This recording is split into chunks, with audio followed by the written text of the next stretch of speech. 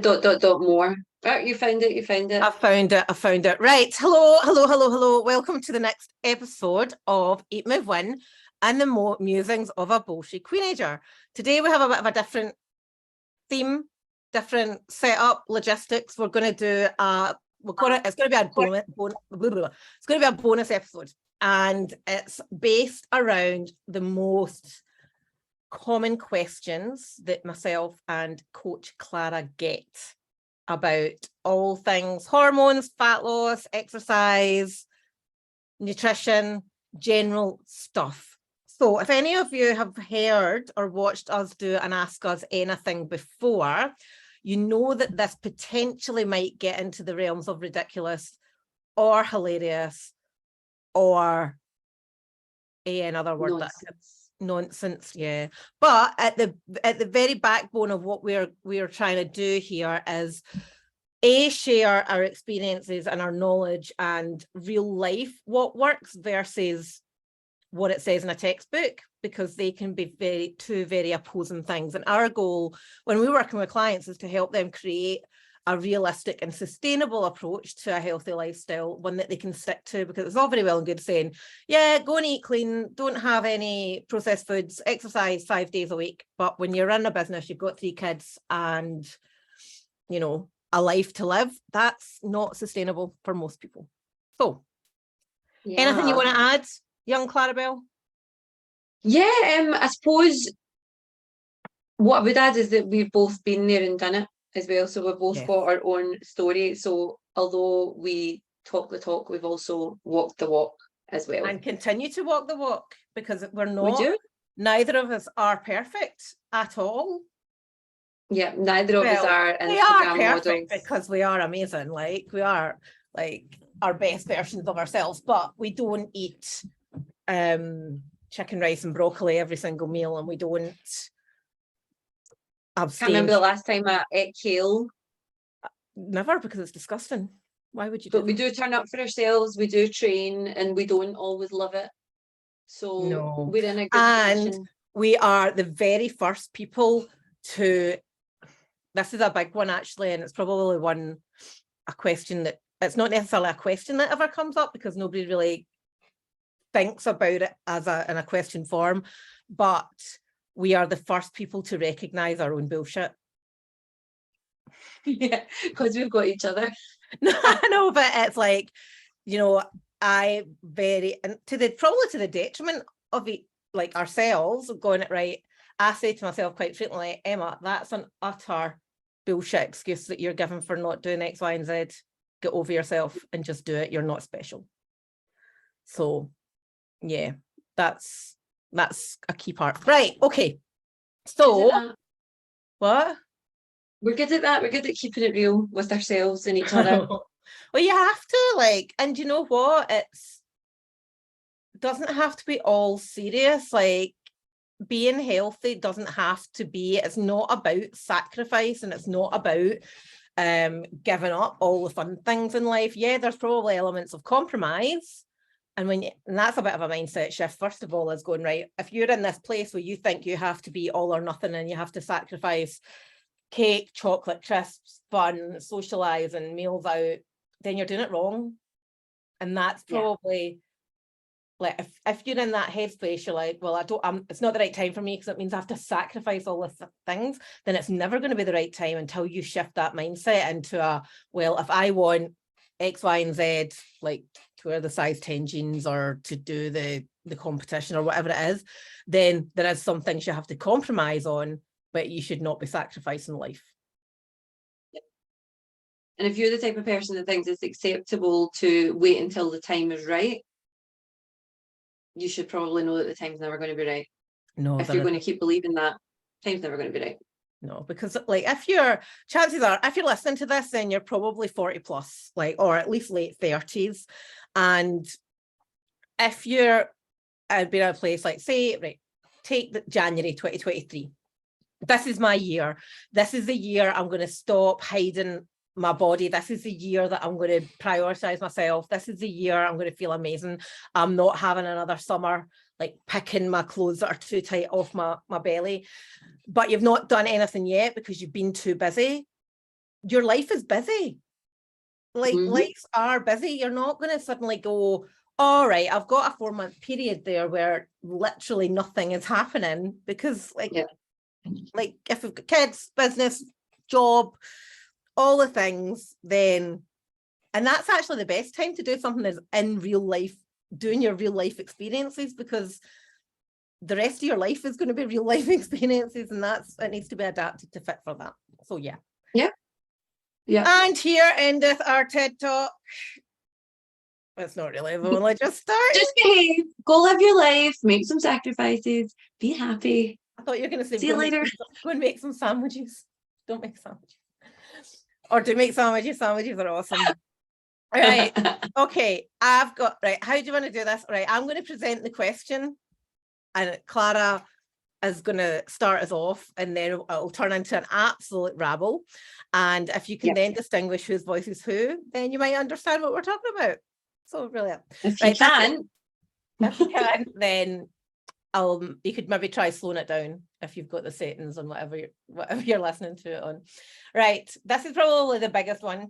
And this is one that when I meet people in the street, like not complete random strangers, people that I know, this is probably the most common thing. They never ask like, oh, how's the family? Or it's always like, oh, I've put on loads of weight around my middle. How do I get the fat off my tummy? What exercises should I do?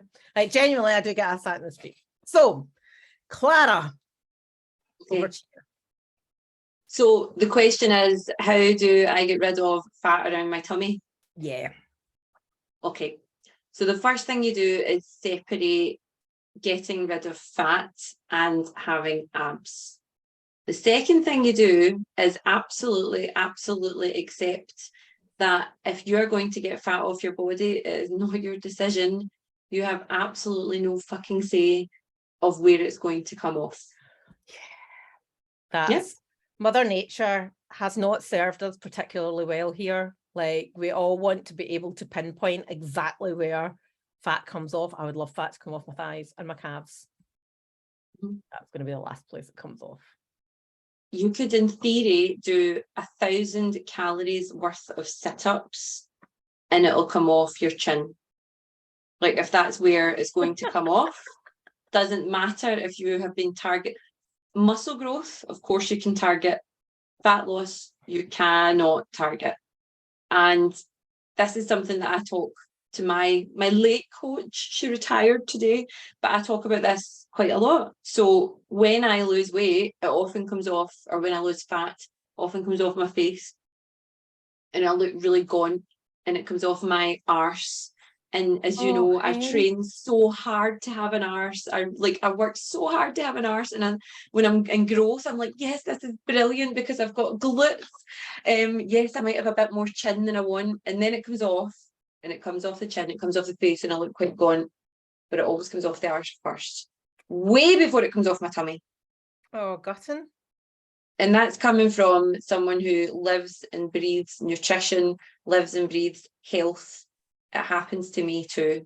So before I even answer your actual question, you need to really, the people in the street need to understand that you cannot decide, you cannot spot reduce fats. It's very annoying, isn't it?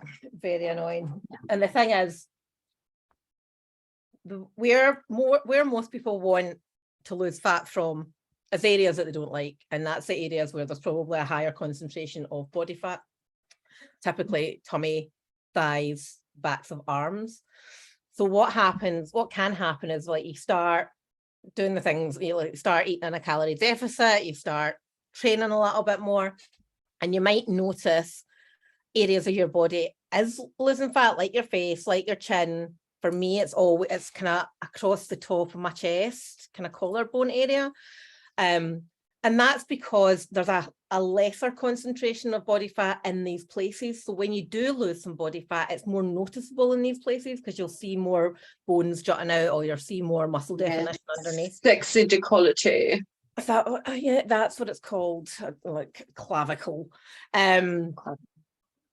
So you will notice it more in the areas that have less of a concentration of body fat. And it seems like in the areas that got a higher concentration of body fat, it seems like a never-ending task but these areas are actually designed to have body fat there anyway. Like we are designed to have a bit of fat around our midsection, around our abdominals, because it protects our organs, it protects our uterus.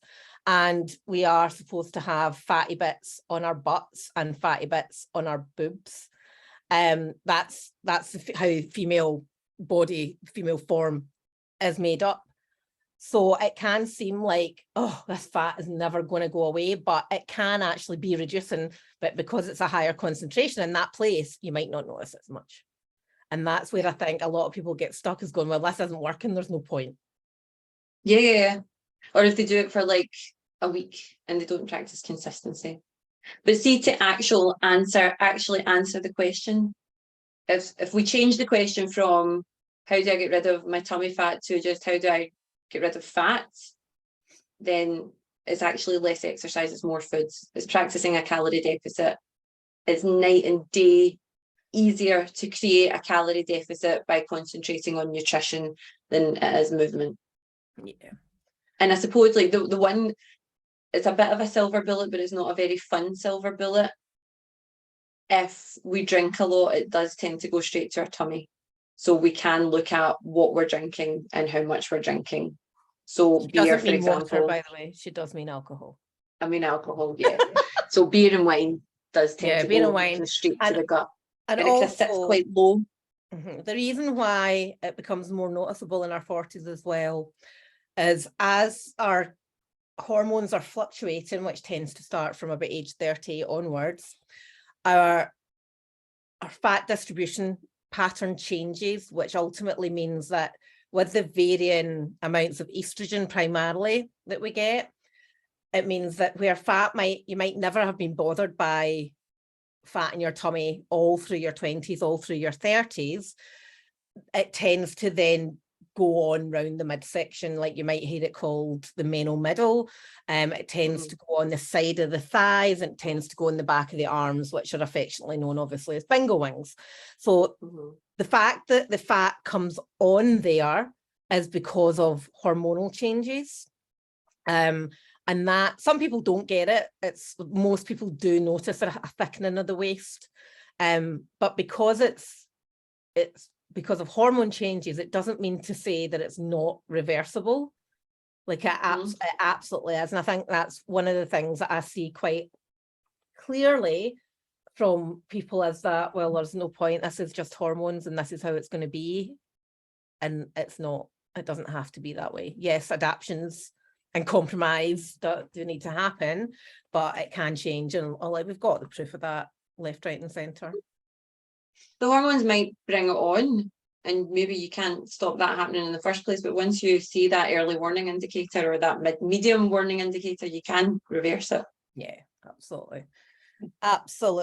But yeah, there is a lot that happens at that kind of early mid-40s point, like that whole fat distribution pattern changing, and also our metabolism slowing down, which means we need to adjust our calorie intake and we need to adjust our calorie output. We need to change how we're exercising so that we can mitigate against that metabolic slowdown. And like it's not just a one size fits all, like everybody is different, but most, if not all, women in their 40s should be changing their training and should be changing their nutrition in order to combat the changes in metabolism. What's a good example of a common change that you recommend to women in their 40s? A new client comes to you, she's going to body pump 3 times a week and she gets her steps in. She already gets her steps in. She already does her steps, yeah. Perfect. So if she's doing, so I'd first of all want to look at nutrition as being the initial quick win. And looking at, are you in a calorie deficit, first of all, as a big one? Are you getting enough protein? Are you hydrated? Are you getting enough nutrients for your fruit and veg? And then from an exercise point of view, we have to look, exercise is a funny one. Yes, there's ideal ways of doing things, but we also have to look at the individual and what they like to do and what they're more likely to stick to.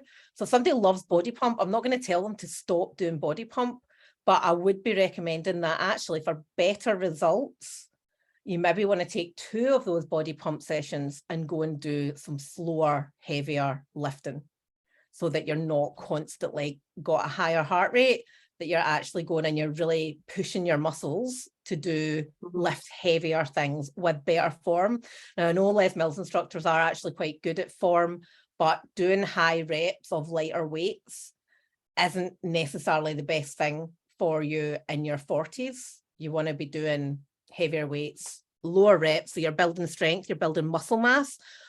Doing Les Mills body pump, you're not necessarily going to be growing an awful lot of muscle mass because you're not under enough resistance. Yeah.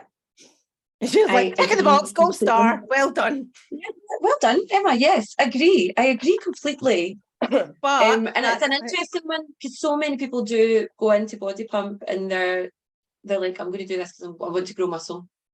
I want to get strong. And you can understand, I completely understand why people would think that, and it will help you for a while. Yeah. If you're a beginner, it will get you to a point. Yeah. But the whole thing about pump, and I love pump as well, the whole thing about it is, it's like you go and you go and you go and you go and you go at the same weight. You're not creating progressive overload. So it's not particularly optimal when you're looking to grow muscle and speed up your metabolism. And that's the thing as well, is like knowing, like if you're working with a coach, it's no, like the coach knowing their client to start where they are. Like I'm not going to take somebody who loves running and suddenly say, stop running, you're going to go in the gym and lift weights 5 times a week, because we have to look at what the client likes to do. And if they're going to be more consistent by having 1 or 2 running sessions a week and doing maybe 1 or 2 weight sessions a week, then that's what we'll do. That's better for that client, because they will then create consistency, they will create habit, and they will see the benefit of the weight training, but they're also enjoying the running. And exercise is something that should be enjoyed. Yeah. You get because if you hate it, if you really hate it, you're not going to do it consistently, and you're not going to put the oomph in that you need to. Who was our client? Anna. I think she lived in Cornwall. Remember, she was an absolute... Oh, the triathlon lady. She was insanely fit, wasn't she? She was a machine. She had the abs. Well, she certainly did by the time she finished with us. But she was all about cardio and endurance. She was like, I love running, cycling, swimming, surfing. And I was like, right, well, we're going to go towards more strength training. And we did that nice and slowly. But the difference she saw in the power when she was biking and when she was running, when she had her glutes, it was night and day. Yeah. Brilliant. And that's the thing, like strength training, resistance training is a huge benefit for people that are doing other sports for that power output. And for a lot of cardio-based athletes, it seems counterintuitive. They're like, I don't want more muscle mass, I don't want more mass. My goal as a cardio-based athlete is to be as light as possible, and surely adding on muscle mass is going to damage that. But actually it doesn't have to. Like, yeah, you might grow more muscle mass, but that's going to give you more power, it's going to give you more speed, and it's going to give you more agility when you are doing the things that you love to do. As Ross in Friends says, it's all relative. It's all relative. I don't even know what that episode is. That's bad. I'm sure I've seen every single episode of Friends at least 3 times. It's the one where at least 3 times? I've seen them at least 3 times in a day. It's the one where Ross makes up the board game. And one of the rounds is called It's All Relative. No, don't know it. Right, so hope that helps. If anybody's trying to get reduced fat around their tummy area, I hope that answers your question. There's a lot. It's not just as simple as eat this, do this exercise. Right, big one. How do I get motivated to lose weight? Oh, that is quite a big one, actually. It's quite a long. So I can tackle some of this, right? Okay, you get it started. There's loads of different avenues that you can come to this one with. The first one is you don't have to be always motivated. That's a complete myth. And I know people look at you and I and they're like, it's all right for you, you're always really motivated. And no, we're not at all. Like, but we have built such robust foundations and habits that the things that we do now are almost automatic. And that does take time. Now, the thing, sometimes people mistake motivation with discipline, right? So I'm just not disciplined enough to lose weight might be more of a common question or common statement. But if you want something different from what you have now, then you have the motivation. If you have a solid reason why you want that different thing, you've got even more motivation. And if you can visualize a future where you have that different thing and you know what it will do to you or do for you, then you've got even more motivation. So I think sometimes motivation can be easily reframed and saying, right, well, I'm just not motivated to do it. Well, actually, are you happy where you are now? Yes or no? No. Do you want, what is it that you want?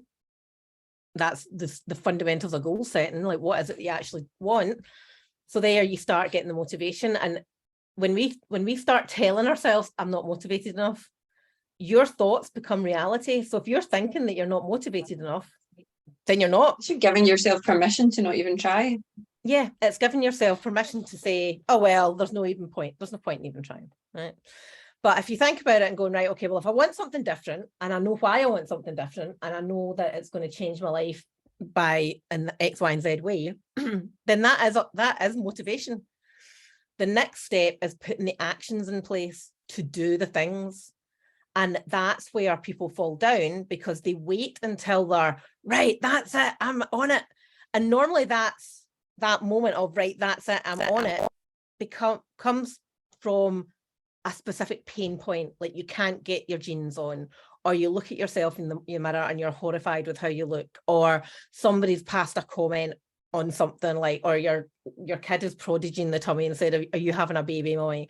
Like it comes from a specific place of, I've left it too late, right? So people wait to that moment and then they go, right, that's it, I'm on it. And then they try and do all the things. So they cancel all their nights out. They chuck out all the cake and the crisps and they don't drink and they are, I'm going to live the life of a nun and just drink the water, eat the celery, eat super, super low calories. And that's what people assume is motivation. And that's not, that is not motivation at all. You know, that's not going to be consistent. It's not going to be sustainable.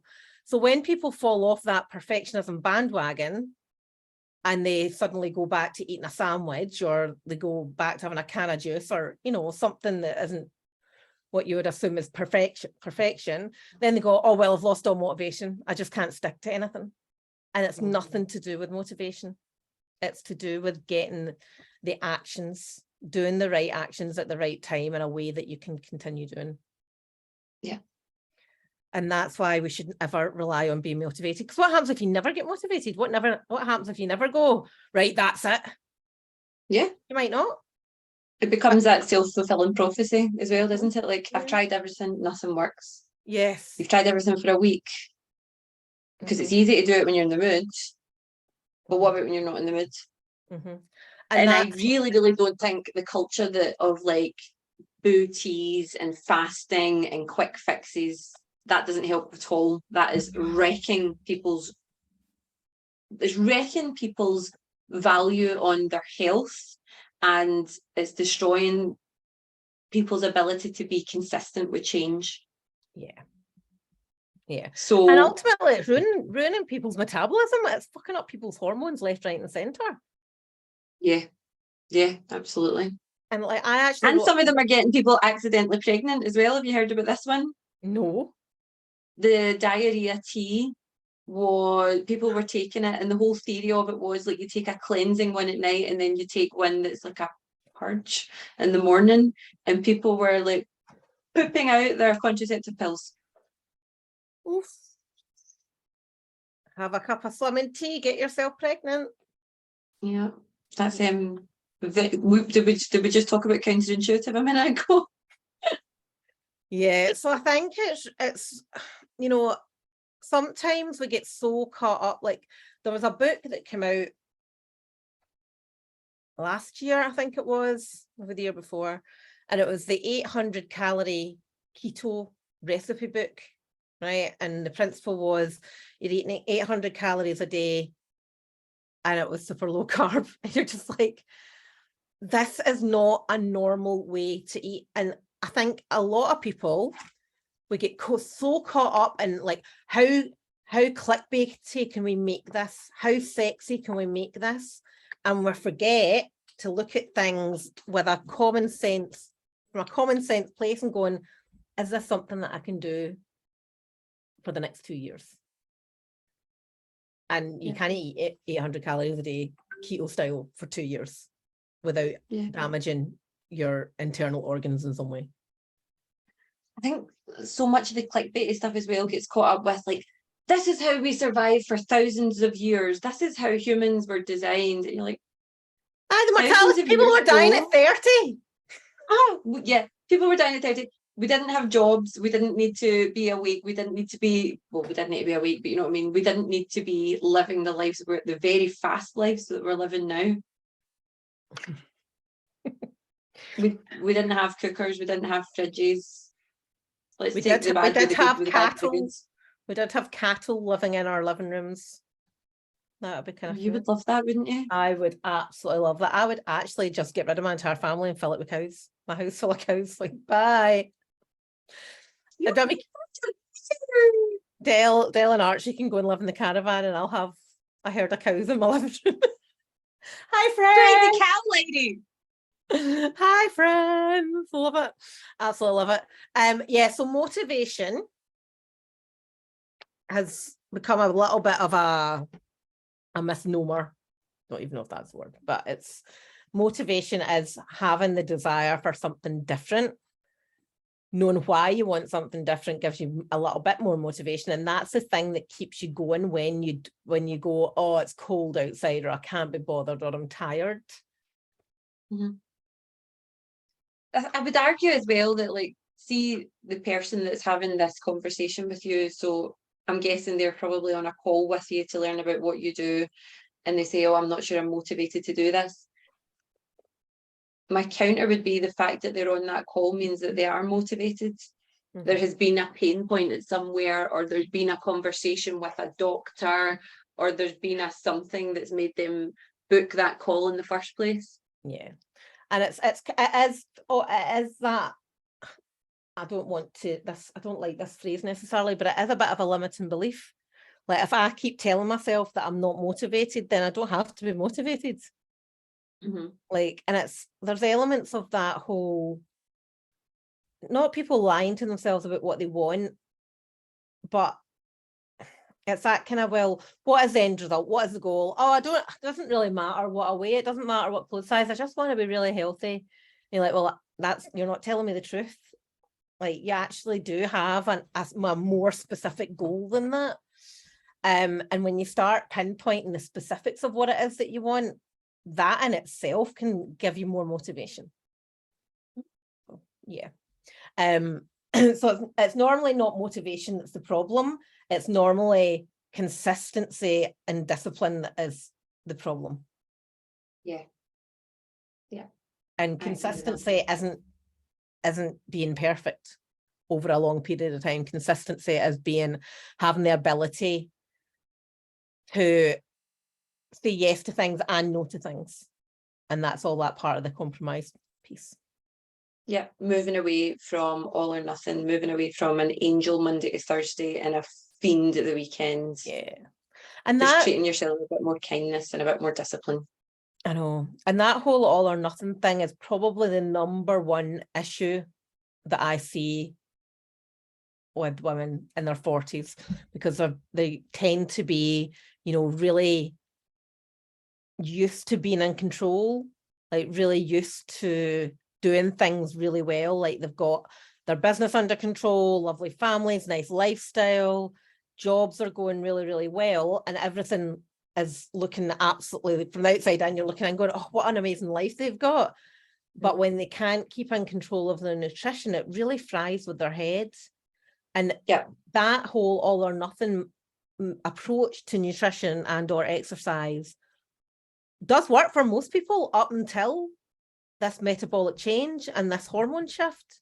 And it's only when you get to that place in your early 40s, when the weight starts to creep on and the middle area starts growing, that you go, all right, well, I'll just do what I normally do and starve myself Monday to Thursday, and I can still live my best weekend life. And then that doesn't work. And because of the way these people are thinking, because they're quite used to being in control, they go, well, I just need to try harder. And just need to try harder. And there's more starvation, which then results in more binging at the weekend. And maybe binging isn't the right word, but, you know, I deserve this because I've been so good. And then you start to see this dynamic of super low calories Monday through Thursday, and then super high calories Friday, Saturday, Sunday. And then associating hunger with being good and doing well. It's so, I see it quite a lot with fertility clients as well. It's so very type A. It's so type A. They're used to working hard. We're the same. We've been there as well. We're used to working hard, getting the results we deserve. If we don't, we work even harder. We work even harder. We work even harder. And the solution to fat loss isn't always work harder, treat yourself worse, be meaner to yourself. Yeah, that's actually quite a good way of looking at it, because ultimately, you know, like good nutrition, moving your body is the ultimate in self-care.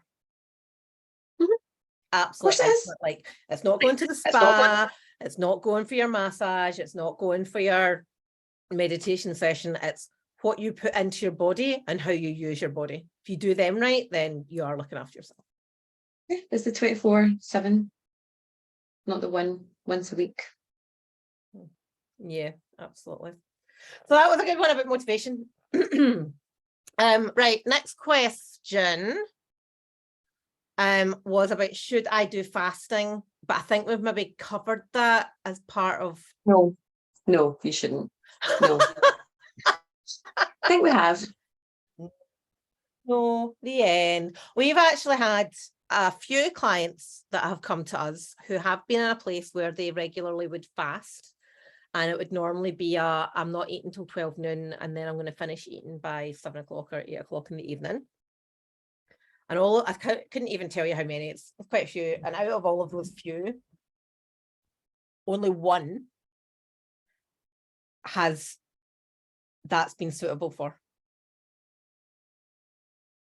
I don't know if you remember. I don't think I've had anyone that's worked for. I really don't. So put it this way then. One of the first things I get people to do if they do that is to start eating breakfast. And see how they get on. And they always feel better when they're like nourishing themselves properly. Do you like this, by the way? It's very fancy. How I feel a bit like left out that I don't have anything. We had many years ago, there's a girl that I used to work with who is in my membership, and she got us giant pencils, like proper like fairground style giant pencils and giant rulers. And like we didn't tell anybody else. I went down to Maidenhead to work, and that's where she was based. And we were sitting across from each other, like in our pod with all our team members. And we just brought out our giant pencils and just started writing.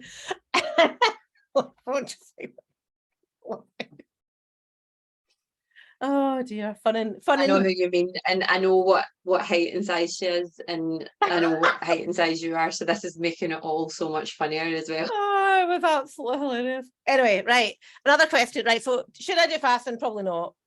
No, probably not. Fasting, the fundamental way that fasting works is by putting you in a calorie deficit. Where fasting is not great is because it can create levels of hunger, which then produce heightened levels of cortisol, which can then impact your metabolism. So I personally don't see a lot of success with fasting with clients in their 40s. Another thing to be aware of is when we fast, we do tend to eat more within our eating window. And what we're doing is taking out what would normally be a balanced meal at breakfast. So with protein and with fibre, and then we're replacing it with snacks in between breakfast and dinner. So it actually makes our total nutrition, in most cases, quite a bit more carb heavy and quite a bit more processed than if we were just having breakfast. Mm-hmm. And again, and nothing magical. What was that? Hello? Nothing actually happens like at that. If you suddenly eat at 11:50, but you're not meant to eat at 12 o'clock, like nothing happens. Like your body does not go into, oh my God, we can't process all this food. Like nothing magically happens. And I think for those type A people that we talked about, having that, oh, I've only got this eating window, it can feel quite an attractive proposition because it's like, I'm in control. But actually, it's not going to work long term. And that's the whole goal of having something. It's a whole new restriction. Yeah. Absolutely. Right. Okay. Quite a common one. I keep losing and gaining the same 10 pounds, stone, 2 stone. I might as well just give up. It's not really a question, is it? It's a statement. It's a common one, isn't it? So when we see this, what we normally, sorry, I just get distracted. Can I just have a bit of a rant? My computer and my phone have started popping up with things like breaking news. Oh, somebody died. Right? No, the breaking news is usually like fucking Kim Kardashian wears white. It's never actually breaking. Can we actually define breaking news? Can we see if it's breaking news? I will stop what I'm doing and click on it. But if it's not breaking news, don't call it breaking news. No, you need to get that notification off somehow.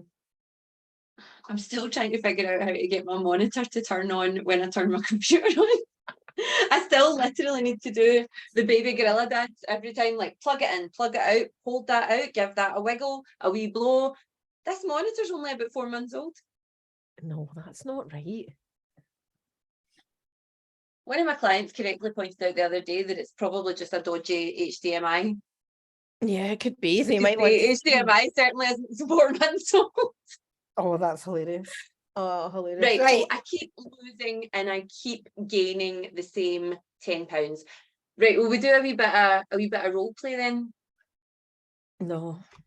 Yeah. Come on, out the comfort zone, Emma. So tell me what happens. Tell me when you first. How long ago did you first lose that 10 pounds? Oh, 5 years ago. And what did you do to lose it? I was really, really good and I was really motivated and I was on it. On it, okay. So were you doing a particular diet or were you training in a certain way?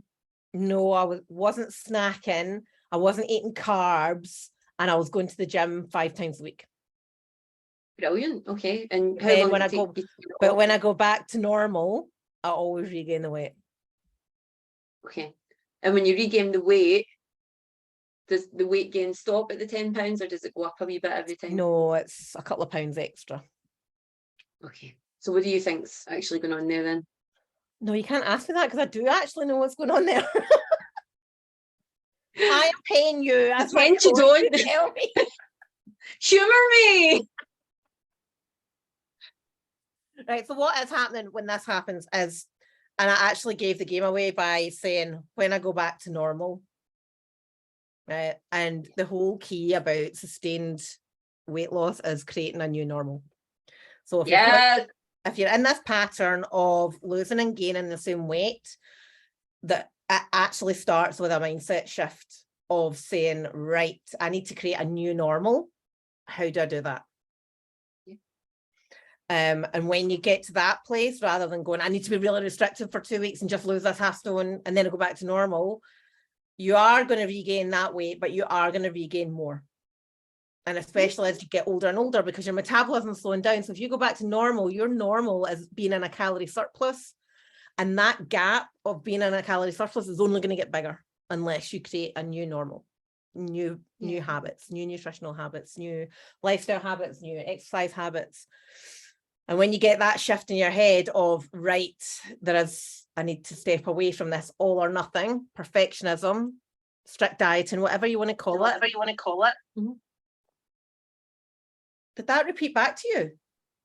No, every now and then I'm just getting like a random sentence. I go. I have got a doppelganger ghost that is just me repeating my words back to me. And that's where you start going, right, okay, how do I create a new normal? Who can help me do that? Yeah. What is the new normal? And see, if we think about it, we actually do, if we think about a normal kind of person's life, we create a new normal several times. So if you think about like when you first move in, if you first move out your mum and dad's house, you're used to having what they buy, what they make. And for most people, that will be like 3 meals. And then you move into your own house. If you're anything like Chris and I, we were like, yes, this is brilliant. We live in the city centre. We're going to go out for dinner every night. Oh my God, we can midweek drink. This is brilliant. So that becomes a new normal. And that's a worse normal, isn't it? And then often, maybe something else happens in your life, like you have kids. So you're partying a little bit less. And for some people, that means less calories. And that's another new normal. So we do actually shift. But what we're talking about is a conscious choice. Like, this isn't going to be my normal anymore. My normal isn't going to be either on a diet or going to town. I'm just going to wake up every day and I'm going to enjoy my food and I'm going to appreciate the nutrients in them. I'm going to really, really like the taste of it and I'm going to feel good about myself. And that should be, like, for a lot of people, that should be exciting. That's exciting to me. Yeah. It is. Just being happy, just enjoying your food. I know, I remember when first time I moved out with mum and dad's and I moved in with my boyfriend at the time, I couldn't even use the washing machine. Same. And then I remember when I had my flat, the flat that I was living in when I met Dell, and I had, for a short time, I had a flatmate. It wasn't a 2-bedroom flat, it was a 1-bedroom flat, but it was an old style tenement. I had this massive cupboard in the kitchen, so my friend just lived in the cupboard. It was big enough for a sofa bed, but not really anything else, right? So she had a sofa bed, and then she'd do these big shelves. So she lived there for many, many months. But did she pay less rent than you? Yes, I had the mortgage, so she was only paying like £100 like a month. It wasn't like she literally had a cupboard. She was living. So imagining you on a throne, getting fed grapes by this person ringing a bell. Normal was there was like we were quite footless and fancy free, shall we say? So we had a bit of it. We were very single girls about town. Food wasn't particularly high in the priorities for us. And there was one day where she was like, oh, we should probably eat something proper for dinner. Yeah, let's eat something. Do you know what we had our proper night's dinner? We shared a can of mushy peas. That was it. That was our dinner. We shared a can of mushy peas. That was your making effort. That was our making an effort. That's quite romantic. Yeah, like that. Hello. And then sometimes if we were like, let's be really naughty and get snacks and have a night in and eat snacks and drink vodka, we'd have 1 packet of Space Raiders and that was it. Like not even a family size bag, just Space Raiders. Oh, shame. But we did drink a lot of vodka and Diet Coke. And we did. Your new normal now is much better at snacking than that. It is much better. Absolutely. Like like a lot of people say to me like, oh, it's all right for you, you know, you've got all this background in nutrition and all these qualifications like that. I was a freaking shambles. Absolute shambles. Aye. That is, because people do think that because we live this, that we don't crave like cheese and chocolate. Of course we do. And of course we enjoy it. But here's the thing. I don't make any secret of the fact how much I absolutely love cheese. Like I love cheese. And once I got away from that whole thing of I can't have cheese, which makes me automatically think that I have to have cheese and I have to eat cheese and then I'm going to binge the cheese. Like once you start removing that thought process away, you stop craving things as much and therefore you stop binge eating things and therefore you stop feeling guilty about food that you've eaten. And it's like, it sounds really simple, like just give yourself permission to have the things that you want. And chances are, like take chocolate as an example. A lot of women love chocolate and they do the whole, once I start, I can't stop. And they will frequently eat like multiple bars of chocolate, right? But then once we start working on like how you think about it, and then they go, all right, actually, I do want the chocolate, I'm going to have the chocolate. Because it's not a banned thing, because it's not this whole like, can't even think of the right word, because you're actually giving yourself permission to enjoy it. You have it and you go, actually, this is really hyper sweet. I don't love this.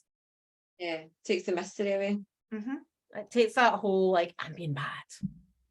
I need to eat all of this in this quickest time possible. It's interesting. Yeah, that panic of like, if I stop now, it won't be as good. Yeah.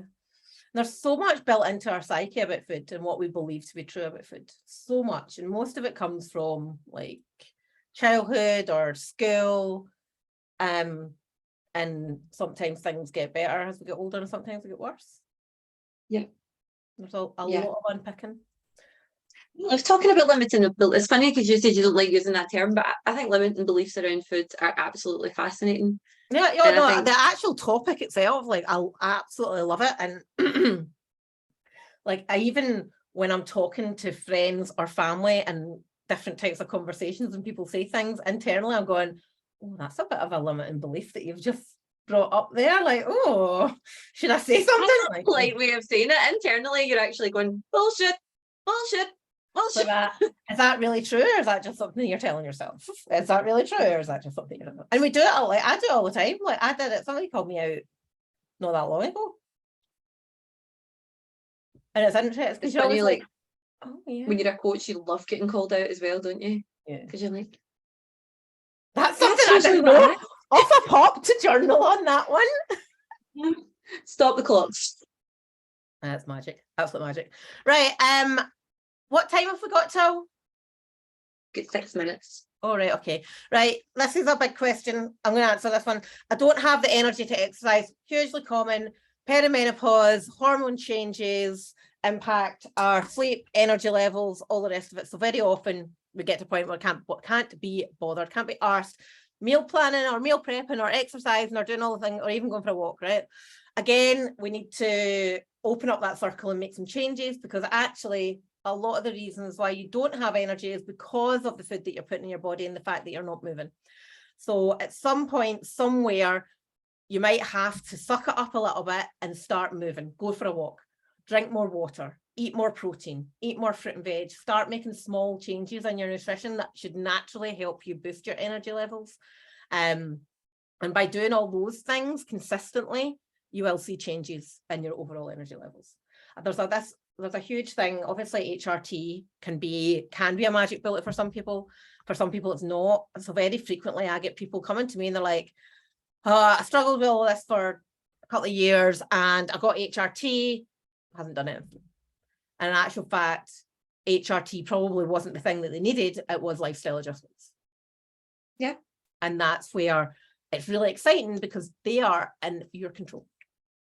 And if you can take control, yes, you don't need a prescription for them. If you can take control of your own lifestyle, it sets you up for much higher chance of success. Yeah.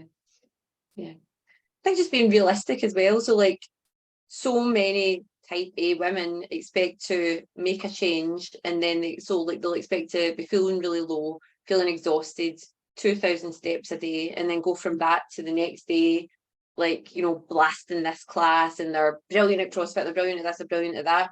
Like, if you are truly in a position where you do not have the energy to get up and go for a walk, then accepting that that's not acceptable is number one. And then look at your day. When are you literally going to be able to get out for a walk? If it's before you have breakfast, before people start annoying you, before things start happening, set an alarm, make it possible. We are the ones in charge of our own environments. And I know that can sound really condescending, and people might be thinking, oh, that's fine for her because she lives and breathes all this shit. But if you don't have the energy, think about what your most energized time of the day is and plan things around it. Because going for that walk is going to give you energy. You just need to start sometimes. Yeah. And I know it's like I do this from time to time as well. Like you get up, you make yourself, you fill your water bottle, you sit down for 5 minutes before you go to the gym, and you open your emails and you've got boom, boom, boom emails, or you've got all these notifications. And the same applies for like I've got my own business. But even if you've got a full-time job, you're checking Slack and you're all the things, you know, it's so easy to get caught up in work or family that you forget about you and your health, because ultimately this is all health we're talking about. All health. Yeah. It's all health. It is all health. What a statement to finish on. Oh, I wasn't actually going to finish there. I was going to actually say, Clara, I was like, on my list, I have these most common questions, but I have one that just says Slimming World, which is, we get a lot of questions or statements around, well, I did Slimming World, so blah, blah, blah, blah. Or Slimming World lady said, blah, blah, blah, blah. Or Slimming World says the whoosh effect. Oh man, I don't think I know this one. What's that? Oh, the whoosh effect, like when you start on Slimming World, you can expect to easily lose 7 pounds in a week because of the whoosh effect. What is that? It's just the number in the scales, because you're probably not eating as much processed food and not enough carbs, and it's unlikely you're going to lose 7 pounds a week. Oh man. Well, you're not going to lose 7 pounds of fat in a week. No, you're not. You're absolutely not. I'm going to rant a wee bit about Slimming World here, but I'm in a position to the amount of women that I've worked with whose appetites, relationship with food, even bodies, like I'm quite open about this. Like I genuinely think Slimming World is the reason that my mum is type 2 diabetic, because of this whole unlimited fruit. She used to sit and have like 2 big bowls of fruit a day. And, you know, I'm not demonizing fruit. I love fruit. But that on top of all the other things that were fine, it's just not good. To me, it's like an excuse to not actually learn about real nutrition. Yeah.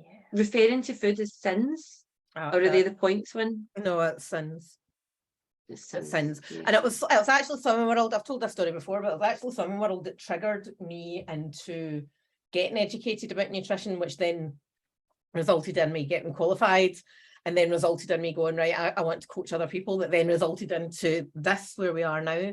And it was because of that whole, you know, I was overweight, I was desperately unhappy, I was miserable, I was just, my entire identity, I didn't realize how much identity and your body was caught up in your identity. I just lost me. But I did Weight Watchers and I did Slimming World, and this whole, oh, but you can eat all you want, pasta and rice and potatoes. And even then, someone who had been previously quite like healthy, going, no, that's utter bullshit. You can't eat all one. And I like eating. I love eating. So when somebody says to me, you can eat all you want, oh, but you won't want to, like that. Of course I will. Like, are you insane? Yeah, you met me. And then, like, I gained 7 pounds in a week. And I'm just like, this makes, looking at it from a common sense point of view, this does not make sense. And now I know, like, this is literally a crock of shit. Crock of bullshit. And it does. What kind of training do you think a Slimming World consultant gets? I don't know. I think they just have to be a past client, don't they? I think so. Like, I don't think I can say that this is true because I haven't actually looked into it. But I don't think there's a qualification test, a certificate, an awarding body. The thing that has actually brought me near to tears when talking to people in consultations or in coaching sessions is when they tell you about, you know, the meetings. And I always liken it to the town hall circle of shame. And you stand in a circle and you have to go and stand in the scales, and you're like, oh, well, you promised you promised you were going to lose 2 pounds last week and you haven't. Why not? What happened? What happened? Like a woman has zero control what those scales say, and to be so dejected and to feel so bad, even though you've done everything right. Yeah, you still can actually gain weight. You know, your hormones, time of day that you ate last, whether you need a poo, whether you need a pee, all of these things. And you hear all these horror stories. This was it. I'm sure it was in the paper a couple of years ago about the guy that gave himself a bowel prolapse trying to do a poo before going for his weigh-in. That's sad, isn't it? That's sad. That's really, really sad. So, yes. Final question. What's your favourite cake? Japanese custard. No, Portuguese custard tarts. I've never had a Japanese custard tart. Snaps. Portuguese custard tarts. Snaps. That's fine. Or also, I really like like a fruit tart, and it's like a nice short crust pastry with a kind of custardy, and then you get fresh fruit on the top. Mm-hmm. I think I always see them in France, and also Sainsbury's. You get them in Sainsbury's. You have to send me a pic. You would know what to say. It's like a strawberry tart, but no, but no, with other fruit and not cream, nor that super sweet jelly. I do love a cannoli as well, like a vanilla cannoli from like an Italian cafe, like a proper fresh cannoli. I'm not overly fussed by a cannoli, has to be said. I think I'm actually maybe in another life I have already been an 80-year-old woman, because I do love a fruit scone and butter. Oh man. Love a fruit scone and butter. To be fair though, if I'm having a scone, I would always have it with butter over cream. Don't have it with cream, and I don't like having jam on it either. Just butter. She cray. No, not overly fussed with the jam. But I do always take the jam pot and put it in the caravan. You're so clever. I know. Haven't I? I've got a jug just full of mayonnaise sachets and tomato ketchup sachets from various places around the country. Just take a handful of them for the caravan. Oh man. Do you not do that? No, because remember I've got an aversion to tomato sauce. But you like mayonnaise and salad cream. I do. I can tolerate mayonnaise. I don't dislike it, but it's not something that I really add to stuff. No, I'm reading that book, Ultra Processed. Can't remember. I think that's what it's called. And it's absolutely fascinating, and it's making me question life choices. Questioning everything is the Oppenheimer of books. I have not seen Oppenheimer though, or Barbie. Oh, Barbie's good. I've not seen Oppenheimer either, but I will. I'll see it soon. Just, you know how I like to go to bed at 7:30, so just trying to find someone to go with me at like 4 o'clock in the afternoon on a day that I'm not working. Oh, I can't go. Sorry, I can't go to that. It's too close to my bedtime, Clara. It's at 5 o'clock. Yeah, but it's 3 hours. It is 3 hours. I think I'm too much of a fidget. I don't think I could sit through another 3-hour movie. The last time I did it was for, I think it was one of the Marvel movies, and I'm a nightmare because I just sit. You know how I get sore hips, like my ass cheek muscle gets really sore, and I just sit there twitching on. And Archie and Dale, would you just sit still? I'm so bored and sore. You're worse than the Waynes. I am genuinely like a 10-year-old child, just fidgeting. How is Archie enjoying his summer holidays, by the way? I don't know, I've hardly seen him. He's on holiday number 3 with his granny and grandpa this week. He's Ullapool, I think, just now. Maybe Glencoe, not even sure where it is. Oh, good for them. That's lovely. Yes, that's nice. Right, we're going. Can we go now? I'm starving. Right, thank you everybody for listening.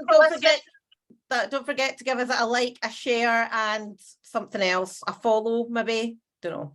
Right. If you've got any questions, reach out to me on social media. I'll speak to you soon. Bye.